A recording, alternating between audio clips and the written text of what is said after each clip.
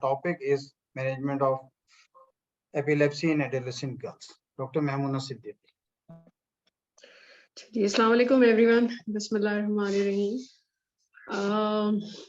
So thank you, Dr. Abdul Malik, first for inviting me in this important webinar regarding this epilepsy or मेरा जो topic है basically that's related to adolescent girls. So we usually, talk about adults, we talk about pediatrics. I think Dr. Tipu will give talks on, epilepsy and children. So adolescents के बारे में खास क्या बात है, तो ये हम आज पहले तो ये डिस्कस करेंगे और हम स्पेसिफिकली ये टॉपिक क्यों चूज किया और क्या प्रेवलेंस है एपिलेप्सी की, what are their issues, what are the management issues in these patients regarding their choice of anti-epileptic drugs for about contraceptions, pregnancy, or about quality of life and other psychosocial issues. Next. So when we talk about adolescents, as per WHO, adolescents are young people from age 10 to 19 years. And this is one of the stage of life which is, very exciting. As you look in the faces, they are, they are excited, they are enthusiastic. दुनिया फतह करना चाहते हैं, and इसमें they are facing a lot of, different issues regarding their academics, career, उनकी identity formation. So there are a lot of issues that are going in their life, or इसमें that becomes a next. See,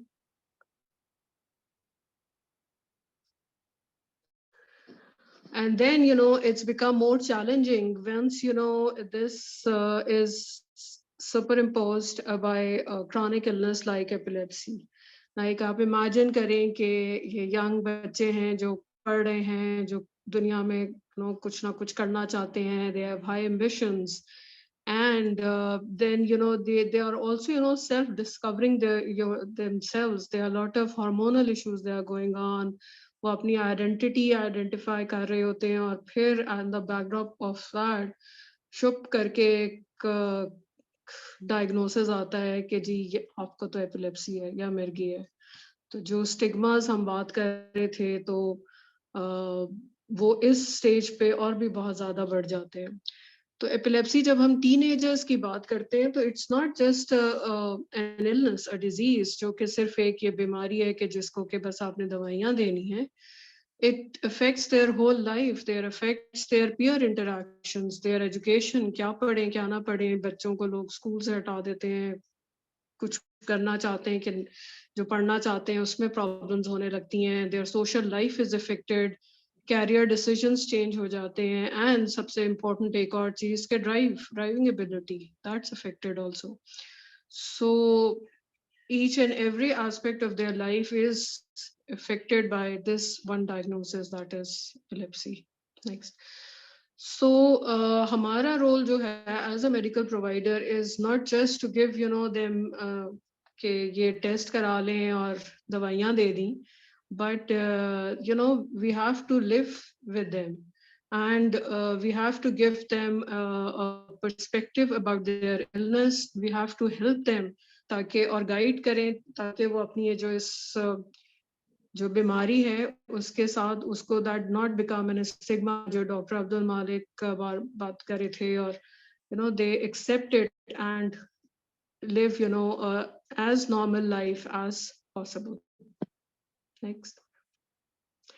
So usually जो अभी बात हुई कि epilepsy, it affects around 1% of the population, और इसमें 1/3 of the patients, they are younger than 18 years of age. And a study that shows the age specific incidence, it was found to be 54 per 100,000 in people who are 10 to 14 years of age, and it was slightly higher in persons who are 15 to 19 years of age. So the overall prevalence was around 1.5 to 2%. Next. So there are some syndromes, which epilepsy syndromes, which have their onset during the teenagers, like juvenile myoclonic epilepsy. Usually it begins in teen years. They have myoclonus usually in the morning, and then they have generalized tonic-clonic seizures. They have photosensitivity. The family history is usually positive. They are usually easily to control seizures, but they need long-term management and medicines. Then there is juvenile absence epilepsy, then epilepsy with generalized tonic-clonic seizures upon awakening, and mesial temporal lobe epilepsy also usually has the onset during teenage years. And then there are a lot of epilepsy syndromes which started in childhood, but they continue in the adolescence years. So we have to consider them also. So usually the epilepsy affects male and female equally, but there are certain aspects that are specific for girls. What are the hormonal effects of on epilepsy, and pregnancy, how you are going to manage epilepsy during pregnancy, the teratogenic effects of the medicines, and the effects of AADs on contraceptive methods and on the bone health, obviously. So if we talk about the hormonal effects and epilepsy, it has a very complex tri-directional effect. The hormones, the epilepsy affects the gonadotrophin, pituitary, hypothalamic axis, and then these hormones affects in turn on the seizures frequency, and then anti-epileptic drugs have their effects, have their interactions with these hormones. Next. So we have seen that women with epilepsy have this hypothalamic pituitary dysfunction, including the ratios of altered FSH and LH ratios. And it has seen that both interrectal and ictal discharges, they alter the sex steroid hormones at the level of the hypothalamus and the pituitary. Next. To put it simply, we know that estrogen is a proconvulsant, while the progesterone inhibits and that decreases the seizure frequency. Puberty again had in a relation with seizure frequency. Usually the generalized tonic-clonic seizures frequency significantly increases during puberty, and these increase in seizure frequency is more for girls. However, the focal onset seizures or the partial seizures remain unaffected. So one of the real life example of hormonal effects on epilepsy is catamenial epilepsy, which is in which there is doubling of the seizures or the seizure frequency, seizures occurring almost exclusively during the menstrual cycle. And the incidence is as high as 75% of all the women, including the young adolescent women. Next. There are three main patterns of catamenial epilepsy. The C1 or the perimenstrual is that occurs usually at the start of the menstrual cycle. The C2 is around the mid-cycle, around like evolution. And the third pattern is the luteal or the C3, which usually occurs in anovulatory cycles, and usually these seizures occur in the second half of the cycle. So that's important that when we are taking history of seizures, we have to ask that at which specific time they have increased frequency of seizures, or they have seizures during that time, that we can adjust medications accordingly. Next. So at the present, there is no FDA approved treatment for catamenial epilepsy, but the options usually include the hormonal preparations, usually progesterone supplements, or frisium or clobazam during the when they have the peak seizure onset time. Acetazolamide in small studies have shown to be beneficial, and their one approach is that you increase this and their anti-epileptic medications if their cycles are regular and they know when the seizures are going to happen. So when we talk about the management, it's basically a multidisciplinary approach where the neurologist, gynecologist, medical specialist all work together. Epilepsy nurse, usually it's present in the Western society, but we need to work on that. And then, we need psychologists and social workers also. As I mentioned, there are a lot of psychosocial issues attached with the management of epilepsy in these people.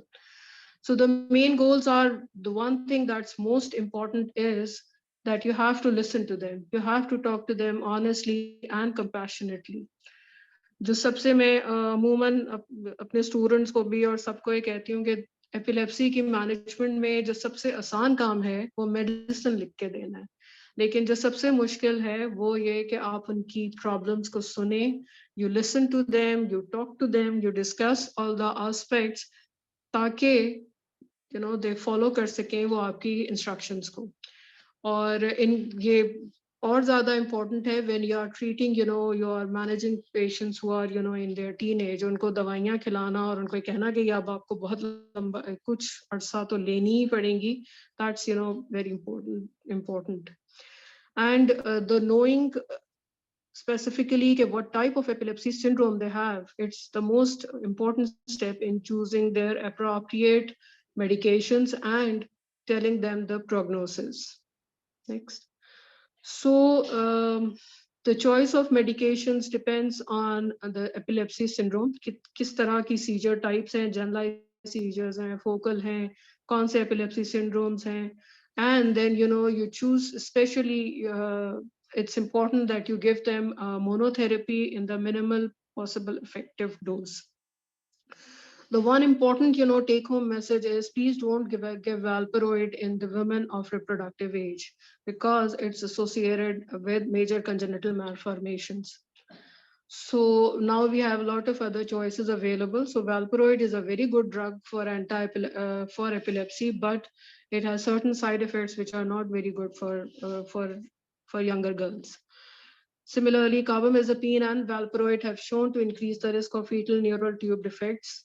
And there are studies which have shown that the children who are exposed to valproate in utero and they were followed up to 16 years of age, and they found that there were intellectual disabilities in those children. We have to prescribe folic acid to reduce the risk of spinal dyspharism associated with EADs. Next. So this graph shows the prevalence of major congenital malformations from 3 major pregnancy registries, basically the Europe, the American Pregnancy Registry, and the UK Registry. And if you see that the major congenital malformations are seen mostly with valproate use, the basic mainly the older anti-epileptics, like the most common is valproate followed by phenytoin and phenobarb, carbamazepine, and topiramate. Topiramate is usually associated with cleft lip and cleft palate. Next. There are some studies in which it has shown that medoxyprogesterone has been shown to decrease the seizure frequency as an adjuvant treatment, but the study is very small. Similarly, GnRH analogs are also beneficial in patients who have refractory perimenstrual seizures, but no long-term data is available. Next. Another most important issue in managing these patients is compliance. It has been shown that the compliance is usually very low in up to 50% of these patients. And the factors which are associated with poor compliance is the longer duration of illness, more frequent seizures, smoking, and alcohol use. Next. So how can we improve the compliance? By, as I've mentioned, that you talk to them, you explore the problems, the issues. Are there any? If they have any problem with AADs, you have they need counseling. That, and then giving them medications which have longer half-life, so that they have once daily or twice daily dosing. So that will also increases the compliance in these patients. Another factor that we have to consider is polycystic ovaries, and as there are ADs which are associated with polycystic ovarian syndrome, and mostly the culprits are valproate and secondly the carbamazepine. And there are studies which have shown that if you switch the patients from valproate to lamotrigine, the frequency of polycystic ovaries decreases in these girls. So it's always good to discuss the contraception before it is needed, because we know that most of the pregnancies are unplanned. This is the Western data that showed 30%. I think हमारे यहाँ इससे भी ज़्यादा है. Then these contraceptive pills are used to regulate menstrual cycles and for in some cases of acne. So you have to discuss the choices that these patients have. Next. So oral contraceptives are excellent options in teenagers who are sexually active and who can prove themselves to be responsible and fully compliant. And you need a higher dose of oral contraceptives if the patient is on enzyme-inducing anti-epileptic drugs. Next. The anti-epileptic drugs which usually do not require dose adjustments are lamotrigine, gabapentin, valproate, levetiracetam, and zonisamide. While the enzyme inducers like carbamazepine, oxcarbazepine, phenytoin, and phenobarb, they all, when the patient is on these medications, you need higher dose of oral contraceptives. Next. Then the other option is intrauterine devices, which could be hormonal or copper. They are very effective in preventing, pregnancies, but they does not treat PCOS or they do not protect against sexually transmitted diseases. Next. So this is just a flowchart to show you that if the patient is on enzyme-inducing drugs, the first choice is IUD. Or you can use depot medroxyprogesterone, but on a higher dose. If they are on non-enzyme inducing drugs, then there is no restriction and you can choose the best suited for the patient. Thank you. Next. So we have to discuss with them the issues of pregnancy, the teratogenic effects of anti-epileptic drugs, monitoring the levels, and the risk of seizures if they stop taking anti-epileptic drugs during pregnancy, especially the risk for fetus. You have to reassure them that most of the patients have normal pregnancies and normal deliveries, and epilepsy per se is not contraindications to get pregnant, or it's not that they should have only they can have normal vaginal deliveries even if they are epileptic. So during pregnancy you have to maintain a balance between the medications and to control the seizures control.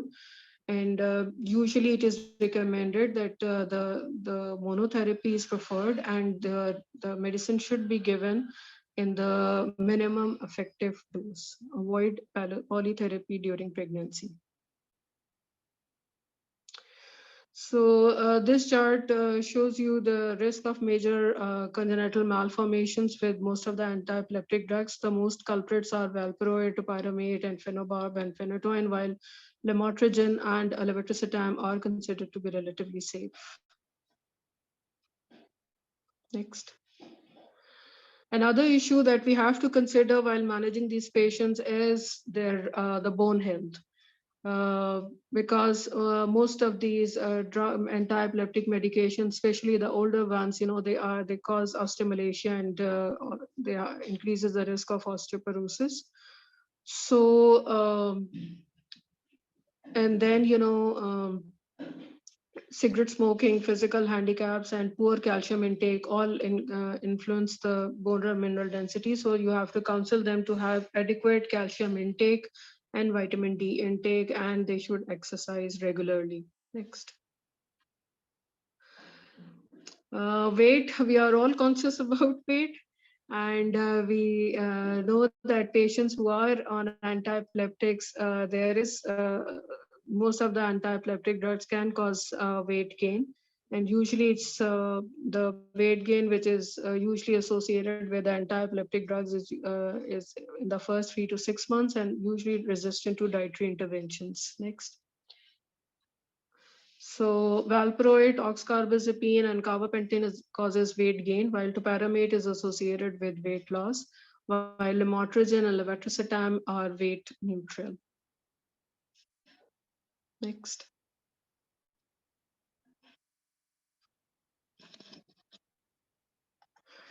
And then you have to counsel them that regarding nutrition, इनको ये you have to tell them कि जी आप time पे खाएं, time पे सोएं, healthy diet लें, because skipping meals can lead to can trigger seizures, and they should have good calcium intake and folate supplementation.